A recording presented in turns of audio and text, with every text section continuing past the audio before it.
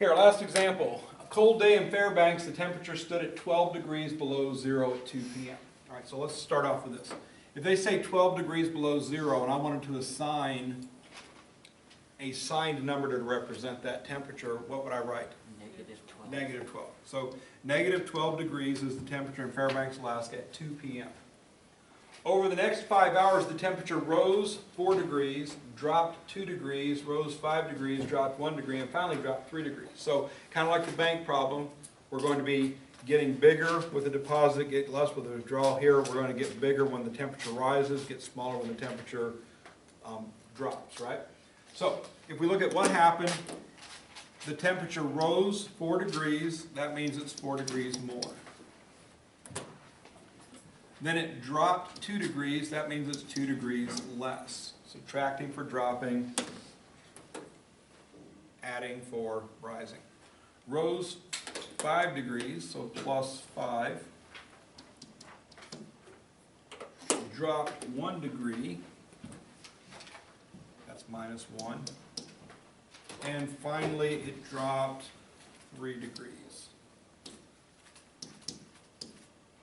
So again, if you look at each of these sign numbers assigned to what happened, rise means add, drop means subtract. Rise means add, drop means subtract, drop means subtract. Once again, I get a whole bunch of numbers in my addition, subtraction problem here. And I want to get the positive sum. So positive sum, let's see. So positive 4 and positive 5 are the only positive numbers.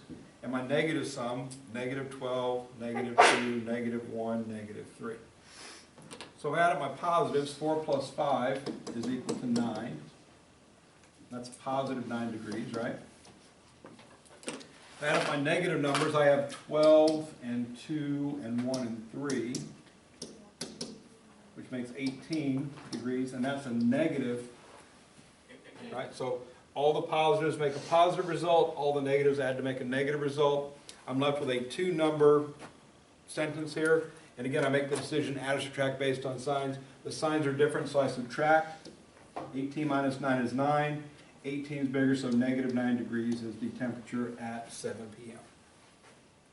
All right, so that's the technique I want for adding or subtracting a bunch of numbers. Get a positive sum, get a negative sum. You should get one of each at that point, subtract those, and assign the correct sign to the answer based on what you're looking at.